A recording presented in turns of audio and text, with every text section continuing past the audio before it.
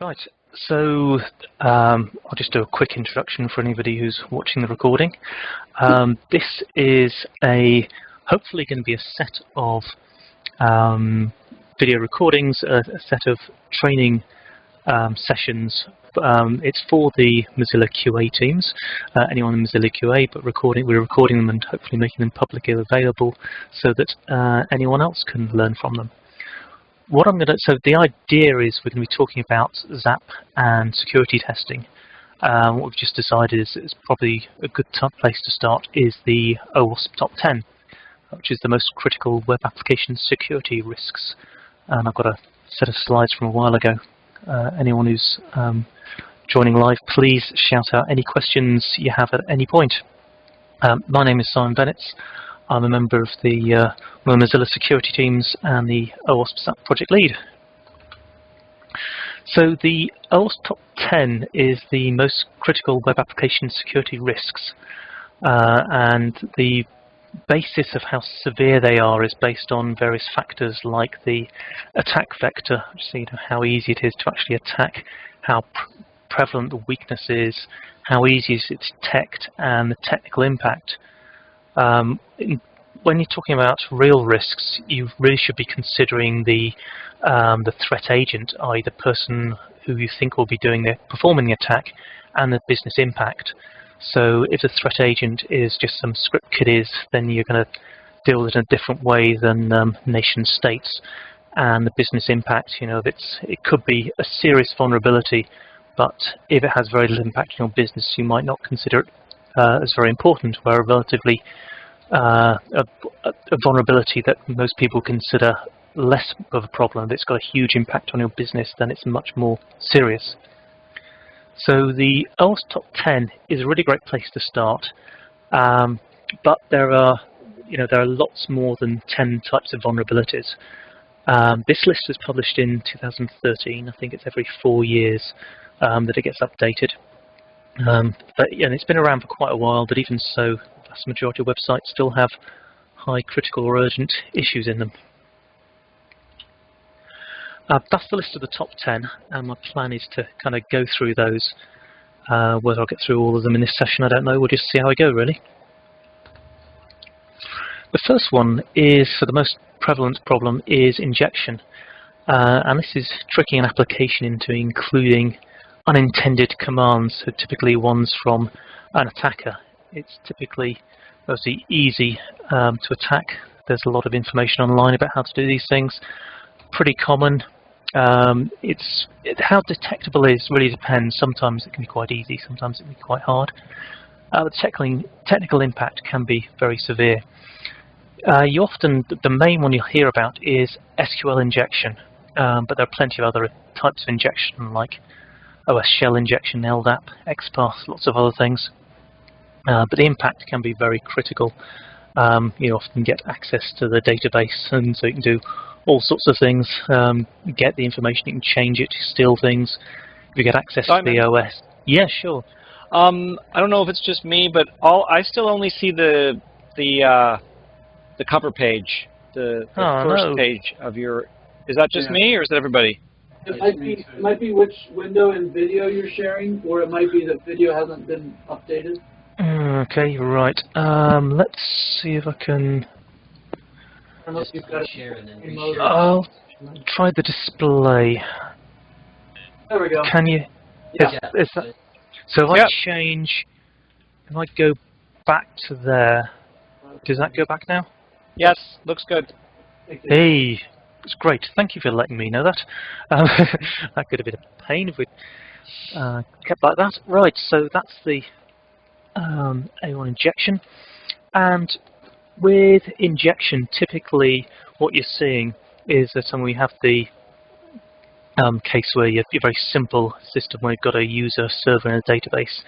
And what the injection attacks are typically attacking the database, or sometimes the server, but usually the database we're talking about.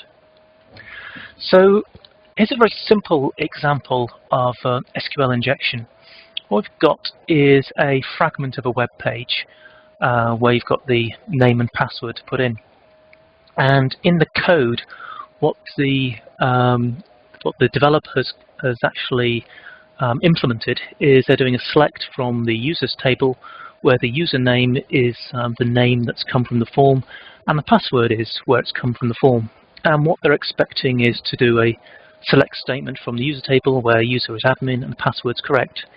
So if they do that, they should get one row back, and then they can go, yep, fine, we have successfully authenticated this user. Can any of you suggest any potential problems with that bit of code?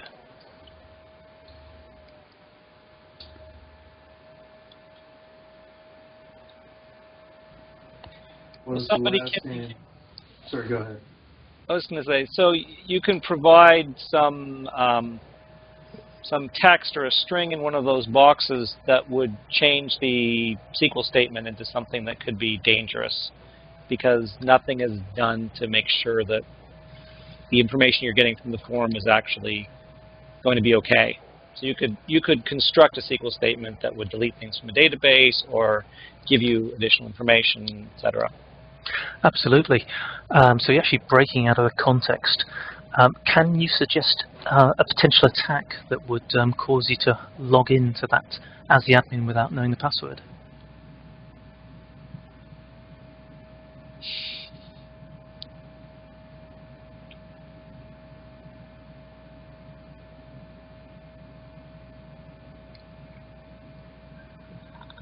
No one going to suggest anything? Well, I mean, I guess you could change it so that you, I don't know. Well, the potential attack, whenever you're talking about SQL injection, the single quote is always a great place to start. And so what I've got here is, if you look in the name field, I've got a single quote and two minuses, which is the most effective attack I could think of for this one. And so what that'll actually mean is we've got a resulting SQL query of select star from users where username equals admin.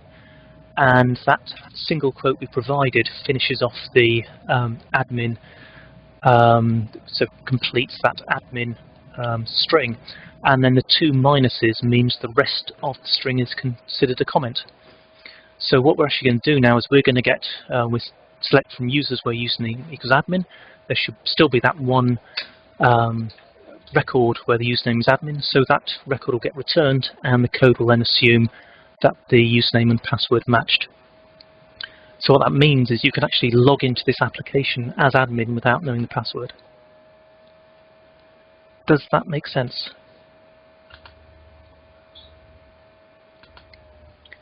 Everyone okay with that? Yep. Right, so that's a very simple example of SQL injection, but a lot of, that single quote is a very common way of breaking out of the context, and then whether you put extra, logical, ands and ors or other things will depend on the SQL, the underlying SQL. So with injection, the various ways to prevent it. So where you can have parameterized interface with things like prepared statements and stored procedures, those are always the best approach. But unfortunately, not all databases, so some of the NoSQL ones won't have that option, and various other LDAP you might have that as well. So you should really ideally whitelist input. Blacklisting input is generally considered to be very bad because there are lots of different character encodings, so it's much better to say these are the only things we actually allow. Encoding all user input, that's another good option. And minimizing database privileges, so if someone actually does get access, then you actually limit what damage they can do. So if you only ever need to read information from a database, then make sure you use a user that doesn't actually have write permissions. It's kind of just minimizing those problems. And there is an OWASP SQL injection prevention cheat sheet, which goes into a lot more detail. So number 2 is broken authentication and session management. This is very widespread, typically pretty severe. It all comes down to the fact that HTTP is stateless. And so we've had to bolt on concepts and technologies on top to actually track state. And that means that we have session identifiers, and if we've got those, then they are as good as credentials to an attacker. So if you can access someone's session ID, especially while the session is still active, then you can actually act as that user. And there are various ways of accessing these. If you can actually intercept things in between, then you can get hold of them that way. There's man-in-the-middle attacks, via the logs, for cross-site scripting is a very common one. But there's also other problems with authentication session management. One of the very common vectors for attacks are the change my password and forgotten my password problem, sort of components of web applications. Remember in one of the previous US elections, Sarah Palin's email account got hacked. Does anyone remember about that and how that occurred?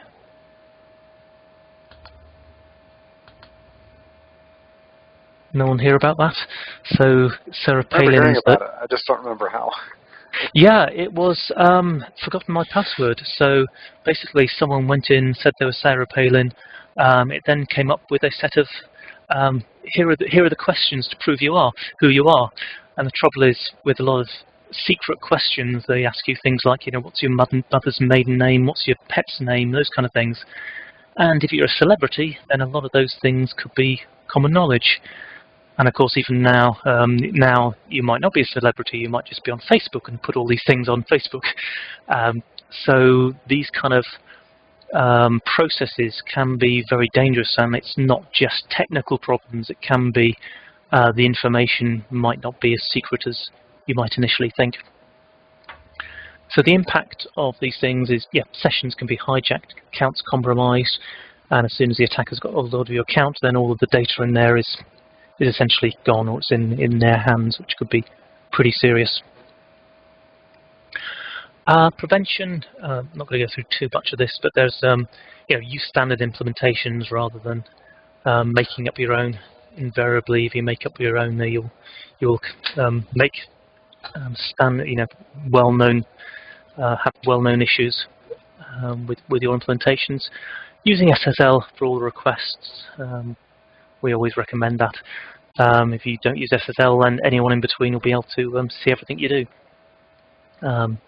You should always thoroughly test all authentication-related functionality. With all cookies, you should use secure and HTTP-only ones. HTTP-only means that it's not accessible for via JavaScript if there are XSS vulnerabilities, and again, you should avoid XSS flaws. On to number 3 is cross-site scripting. This is very widespread. We see it all over the place, and it's typically fairly easy to detect. What it is essentially injecting code into the web pages, so the attacker can put their own code in there, which is obviously pretty serious. HTML and JavaScript are the most common ones people think about, but there's lots of other technologies that are vulnerable. Java, ActiveX, Flash, RSS. So in 2011 there was a study and found XSS vulnerabilities were present in 68% of all web applications. Now a lot of people are aware of them in form and URL parameters, but they are can occur in cookies as well, which some people don't realize. The impact: you can hijack people's sessions because you can often access session information, unauthorized access to data, rewriting the web page, which might not sound too bad, but you can have do some fun things with that. You can redirect users, but you can often actually get full control, or you can pretty much do anything the web application can do. So there are different types of cross-site scripting. We've got our standard, very simple setup here with the user, server, and the database. We have reflected, and reflected sound like they're not too bad because it's actually the user attacking themselves. So you put an attack in as the user, and then it gets reflected back to you. However, I'll show you in a bit how that can be still pretty serious. We also have persistent, and persistent are considered more serious often because in this case the attack ends up typically in a database, so it could be in file store or just in normal files, depending on how they get used. But the reason this can be more serious is because they can often then be accessed by other users. So the attacker could perform the injection, the attack gets persisted in the database, and then any other users who access those pages, including administrators, can get compromised. And the last one is DOM-based XSS, which again doesn't seem too serious, but in this case, because again it's attacking, you are essentially attacking yourself. But again, there are ways of tricking users into doing this. And this is tricky for, particularly for web scanners like ZAP, in that the DOM XSS attacks typically don't go anywhere near the server and the database, so it makes it much harder for a man-in-the-middle tool like ZAP to detect those things. So that's something hopefully we'll get onto later on in these sessions on how we can actually detect those. So I'll give you a very quick example of cross-site scripting, and this is a reflected one, and this is a problem that detected quite a few times, and this is one I found at a previous organization, and I used this example to prove how serious this could be.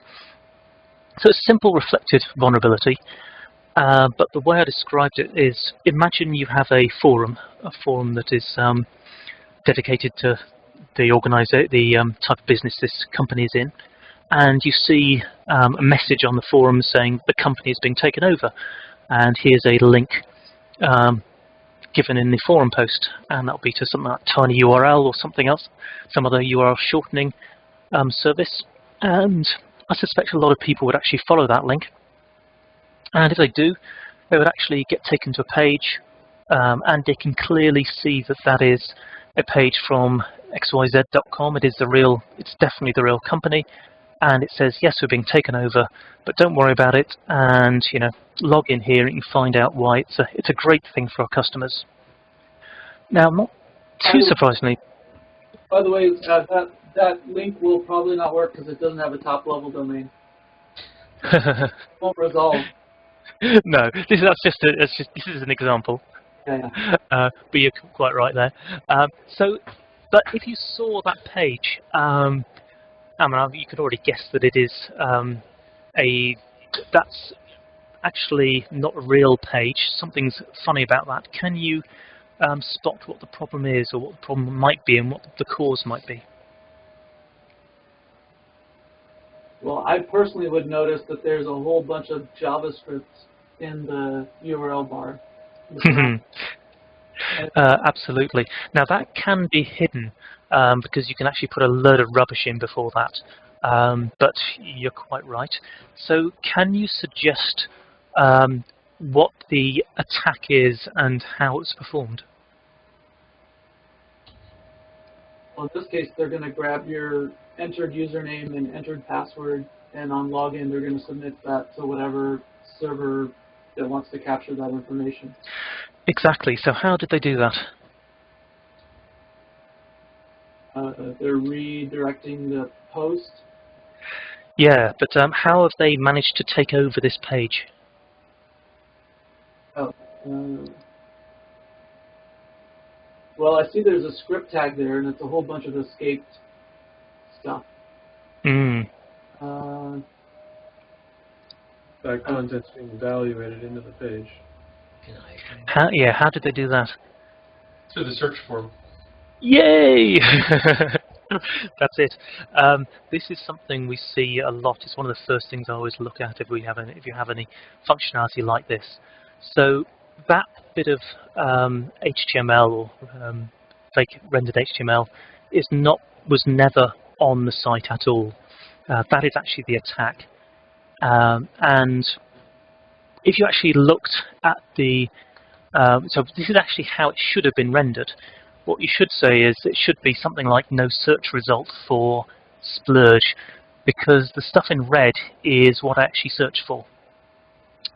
And what that means is that this site was actually what we targeted. And if you have a look at this, if you had a look at the view source to the page, what I actually did when I found this, I just grabbed the page and put in those comments at the start of user search term and end of user search term, rendered it locally, and just played around with it until I could get something that looked nice. And what happened was the user input wasn't being sanitized in any way, it was being reflected. So what I could do is I had a look at the HTML. I could, if that worked out, I just close the div tag, then put a script in so I could change the title to say we're being taken over. And there's a whole load of things about, you get this no search result found for, which I didn't want there. So you can actually get that element, the results element, via JavaScript and change the display to none. So basically you can rewrite the page. It's a nice blank canvas. And after that you can put your content in. You can then say, right, whatever message you want to put in there to say this is why there's a problem, that we're being taken over, and here's the form to put in your information, and you can see that the username and password will be sent off to badsite.com. So that gives an example of a reflected cross-site scripting attack where, yes, you're attacking yourself, but the attack was put in a forum, and that kind of thing can be, that could be used by attackers because, one, it's to steal credentials, but it could also affect share prices. So people can say they're being taken over, and it looked completely convincing. So that can have a very significant impact on companies. So prevention for cross-site scripting. The best thing is don't output any user-supplied input, because then you don't have any problems. But that's pretty unlikely for most applications can actually do that. Again, whitelisting input is always better than blacklisting. There's too many different character sets to be able to blacklist everything. So it's much better to say, these are the only characters we allow, and to actually limit those as much as possible. But if you do need to output anything that's dangerous, then outputting coding is very important, using standard libraries. And there are libraries that are specifically designed to support some user-supplied HTML. And there is an OWASP XSS prevention cheat sheet. Simon, just quickly, I'm sure we'll go into this further, especially with ZAP, but a good simple test is still to inform elements, close a script tag, open a new script tag, do an alert with a string, and then close the script tag with a semicolon afterwards and click submit or post or login and see if that renders an alert, right? That's still a good, very basic access test. Exactly, yeah. So a very simple. There are some fairly standard strings you'll find around the place where you put, a single quote, a double quote, an end script tag, anything like that. So what you're trying to do is you're trying to break out of whatever context there is, and then just have a JavaScript alert to make it obvious.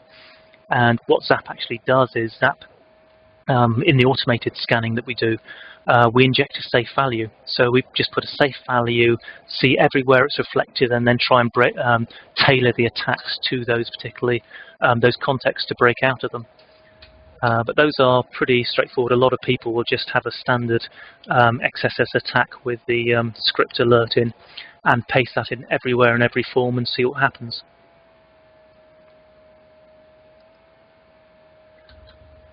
So is everyone happy with me carrying on going through the OWASP top 10? Yeah. Yeah, sorry, I can't see if you're nodding. I've just got the I can't see, so. Good. Right. So number 4, we've got insecure direct object references. So direct object references are essentially the name of the object. Obviously, HTML is typically a text-based protocol. So to refer to things, I mean, you can have kind of random, semi-random strings, but most applications use direct object references. So, you've got a user, a company, an account. So the names used actually are representations or the names of the objects. Typically find these in form and URL parameters, less likely to get them in URL in cookies. And the impact is accounts and data compromised. So the thing is, direct object references aren't necessarily bad, it's the insecure part which is the problem.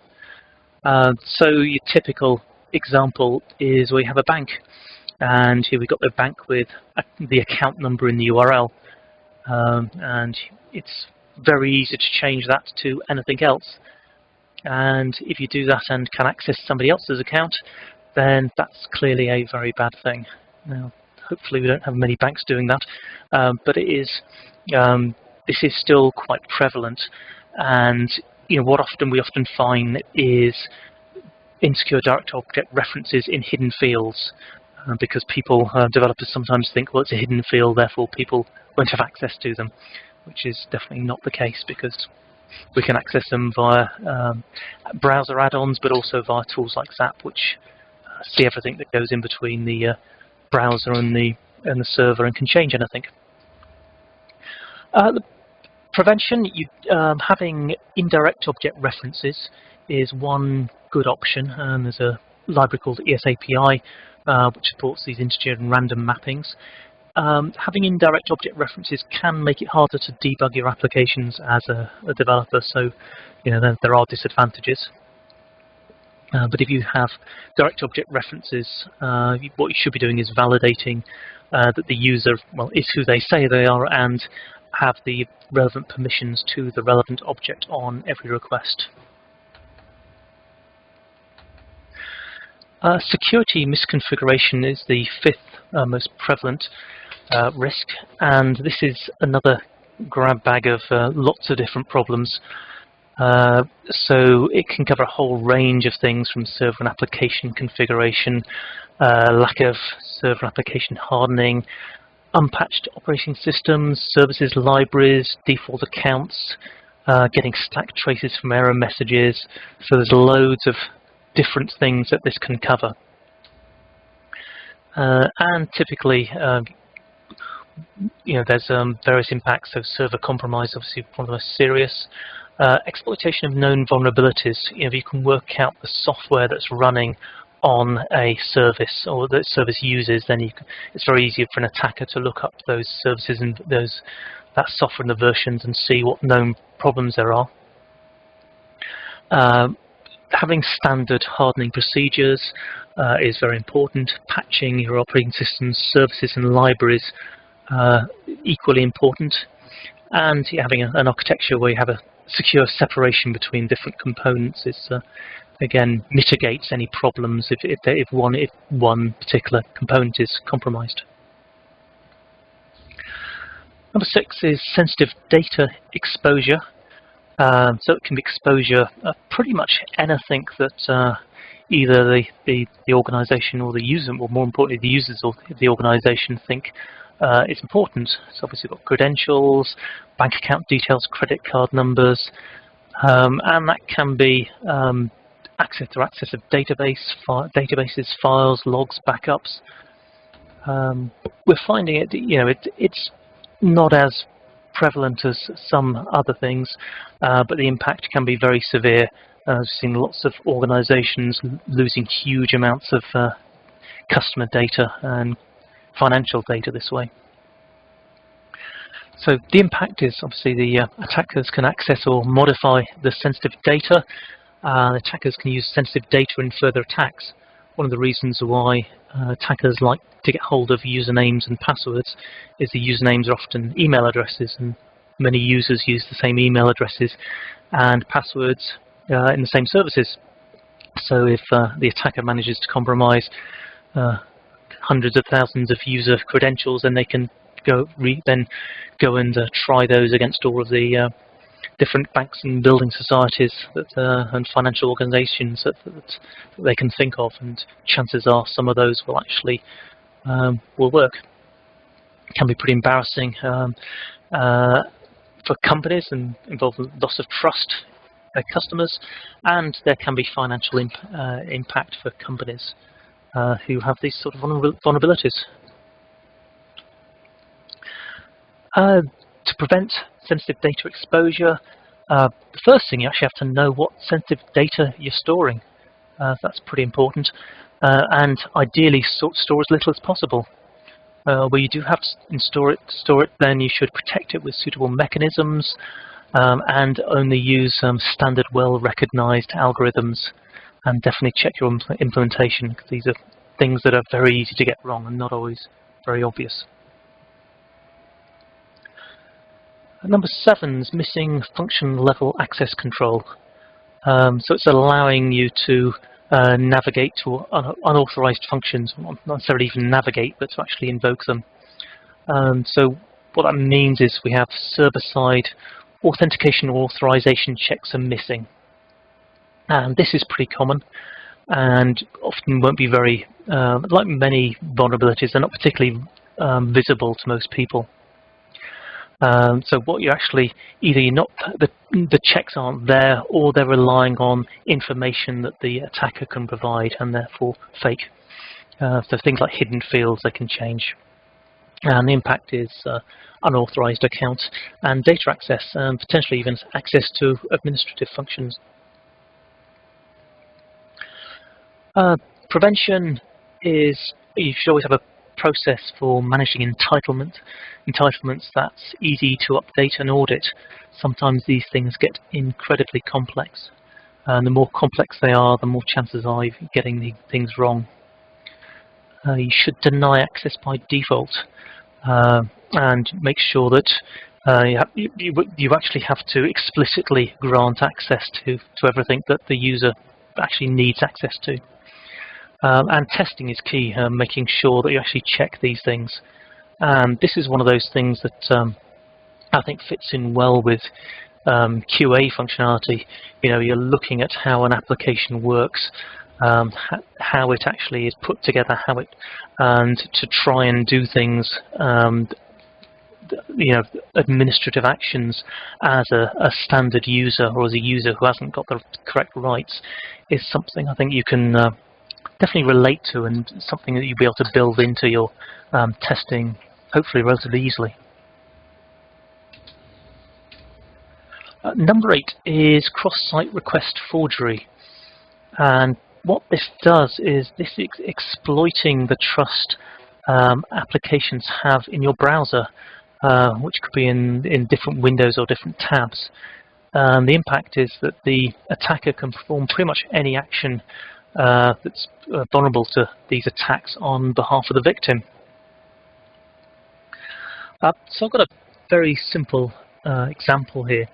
This is where, so you have you want to do your online banking, and you go to examplebank.com, and what you probably hopefully check that it's HTTPS examplebank.com, so it's completely secure. You've logged into your bank, but because you're kind of multitasking sort of person, you're also browsing at other sites as well, and you happen to go to badsite.com. Now, this might not be badsite.com; it could actually be goodsite.com that's been compromised, or it could be a forum where people can put their own content in.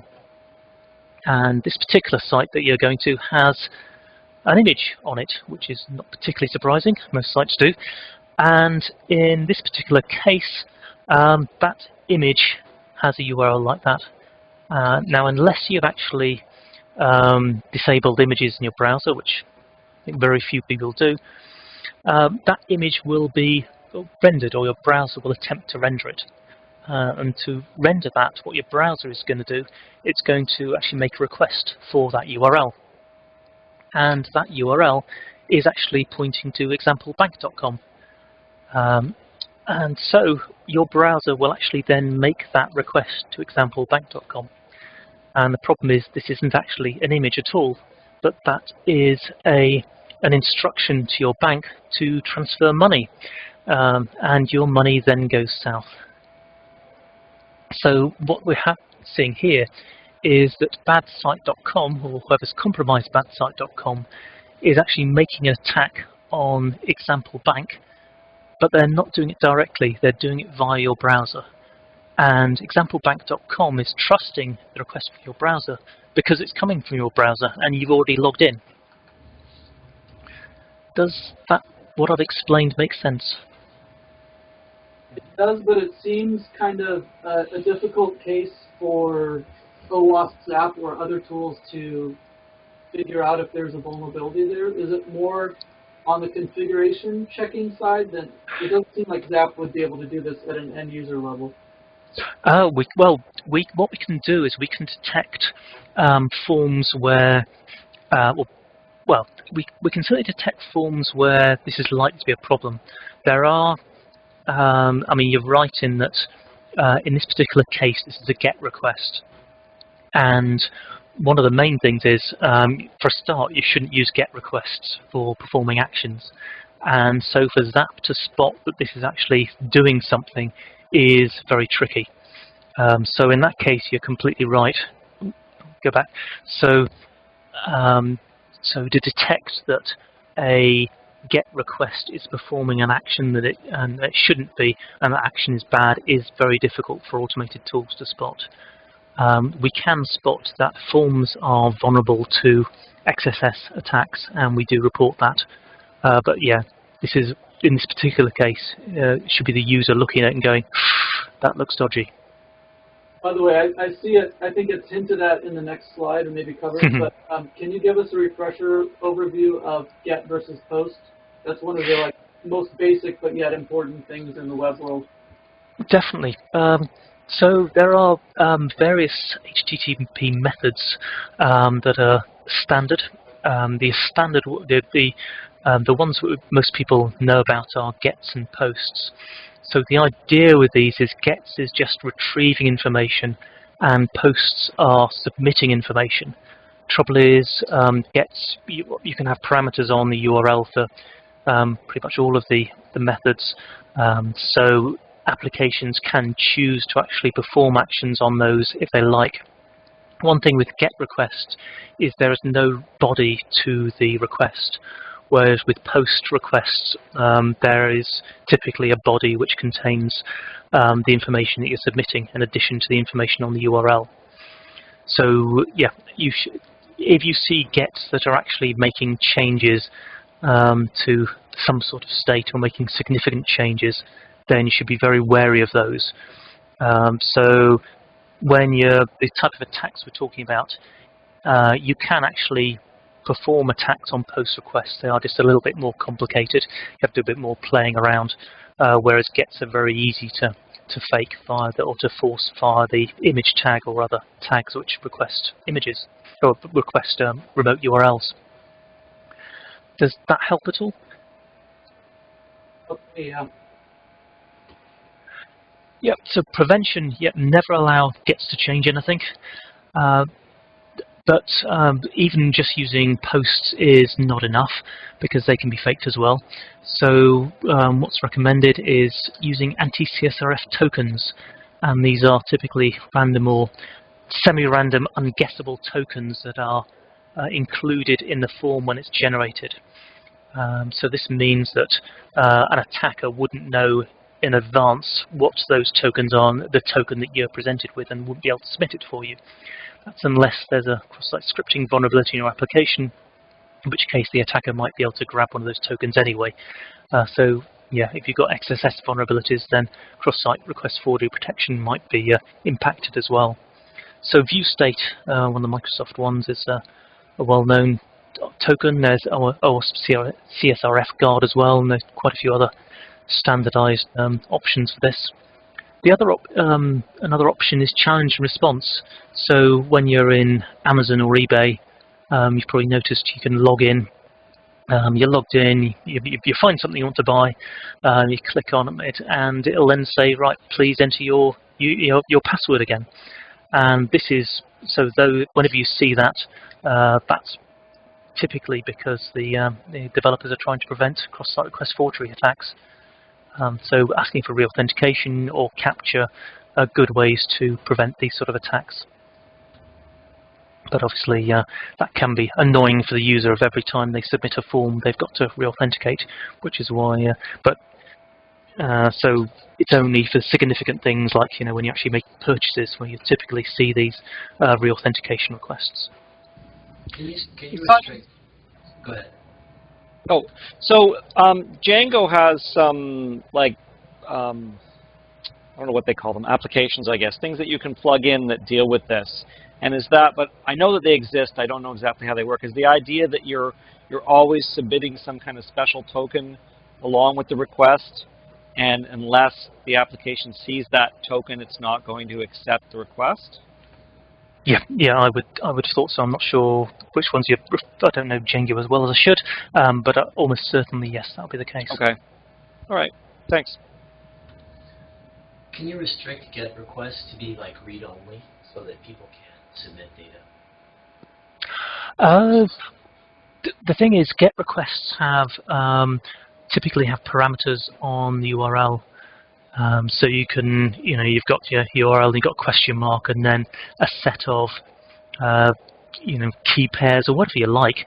And the trouble is, anything on that URL could be used by the application to actually do something. So, I mean, the URL could actually be used, information on the URL, not even as parameters, could be used by the application. So it's very much, browsers can't prevent that because they don't know what they're doing. But what you're trying to do, applications, once you're in the application, you have access to the whole URL. So it's up to developers to know that they shouldn't use any of that information to change things. So you can handle it on the server side with routing, like prevent or ignore requests that are being made that are bogus, correct? No. You can't prevent a GET. If the initial question is, can you prevent a GET from changing anything? And you could try and eliminate it, but you can't prevent that. It's just not part of the protocol. And it's up to the application. It's the application. It's up to the application development and code review, and you can put some safeguards, conventions, but you can't hard stop it. And, you can't change an option to say gets don't change anything. Yeah, that's right.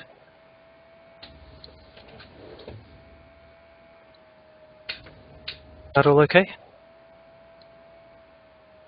Yep. So, number 9 is using components with known vulnerabilities. This is exceedingly widespread, not surprising really. So these days most web applications are actually made up of lots of components, whether open source or closed source, and many of those components, your JavaScript libraries often actually have information about what version they are. And it's quite often that old versions of libraries have very well-known vulnerabilities. And exactly what the impact is will depend, but it's pretty much any weakness you can think of. It all depends on the type of vulnerability. So it can be, very little impact over to complete host takeover, data compromise, absolutely everything you can think of going wrong. Prevention, as always with these things, actually knowing what you've got and what you use is critical. So identifying everything and then monitoring them, so actually making sure you're aware of what's happening to these components when new versions are coming out and what those versions are actually fixing.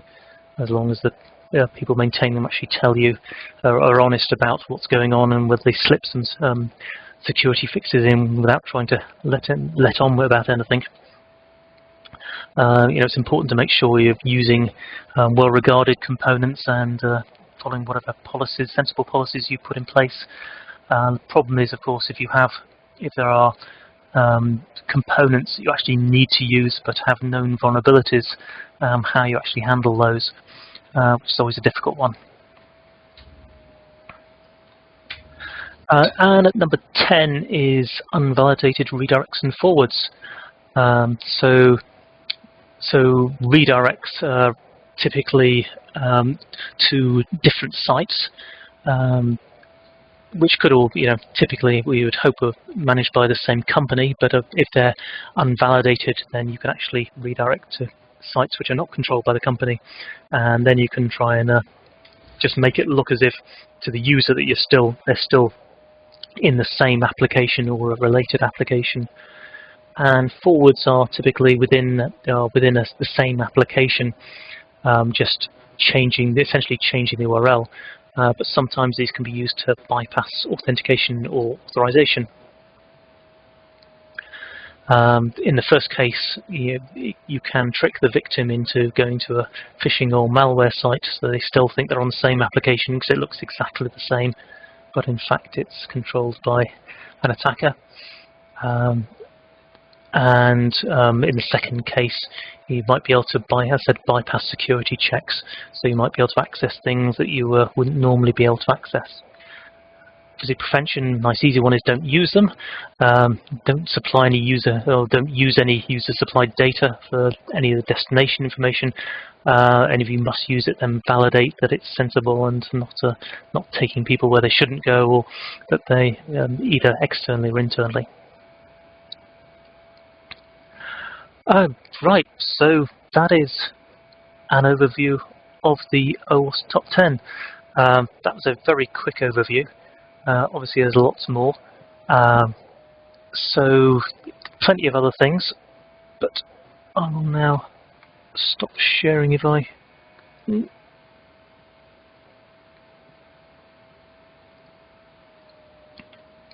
come back. So that was the overview of the top 10. Was that helpful? Yes, yes, sir. Yep. Yep. Okay, so what I suggest is next time I fire up ZAP, and what we'll do is just a kind of basic introduction to ZAP, but what I'd like to do is start with a known vulnerable application. What I'll probably use is an application called the Budget Store, which I wrote some time ago. It's open source. You can find it online and download it and have a play with it if you like. It's a very simple vulnerable web application. One of the reasons I like using it because it's nice. There's no complicated things to get in the way. But what I've done before, I've run some courses for QA developers, and I've given them like 10 minutes to play around with it, and said, okay, have you found any vulnerabilities? And typically most people say, even in 10, 15 minutes of playing around with it, they haven't spotted vulnerabilities. And that's very typical because most people don't know, aren't looking for vulnerabilities and don't know what to look for. But we'll find very quickly when you start peeking under the hood and using tools like ZAP that you'll be able to find vulnerabilities very quickly. If that's okay. Yeah, that sounds great. Excellent. So thank you very much. You're okay for these? Let's try and do these weekly. Yep. Thank you. Yeah. That's great. Great. Well, we'll try and sort out a time for next week. I think the UK clocks change this weekend, so that might mess things up. But we'll sort something out. And thank you very much. Like we have another meeting, so thank you. Thanks a lot, Simon. That was great. Yeah, thanks a lot, Simon. That was really good. I will stop the video and sync up with you and Rebecca on how and where we get this posted. So until next time. That'd be great. Thank you very much. Thanks, Simon. Thank you. Bye-bye. Cheers.